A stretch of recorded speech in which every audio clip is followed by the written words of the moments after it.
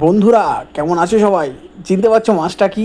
হ্যাঁ, অনেকেই চেনো। অনেকে বলে শঙ্কর মাছ, অনেকে বলে শাপলা পাতা মাছ। আমাদের বাড়িতে শাপলা পাতা বলেই চেনে। যথারীতি মাছটা যখন এলো বাড়িতে, আমার মনে তো সেই আনন্দ, কারণ আমার এই মাছটা সেই লাগে সেই। ব্যাস, মা রান্না করা শুরু দিয়েছে।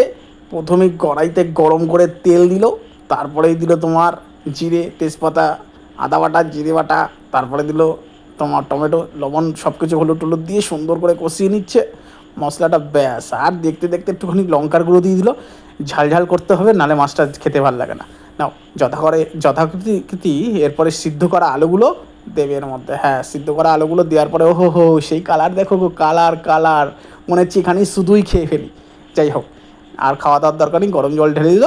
তারপরে দিল ফুটন্তভাবে সেই মাছগুলোকে। আহা, ঝোলটা যেই ফুটতে শুরু করছে, আমার ভিতরে তো সেই আনন্দ হচ্ছে, কখন নামবে কখন নামবে, আর আমি কখন ভাত খেতে বসবো। নাও, যথারীতি হয়ে গেছে। এবার আমাকেও 2 পিস টেস্টিং দিয়ে দিচ্ছিল। ব্যাস, আমি জমিয়ে খেয়ে নিয়েছি। ব্যাস, এবার মাকে বললাম আমার জন্য বাটিটা তুলে রাখো তো, এক বাটি।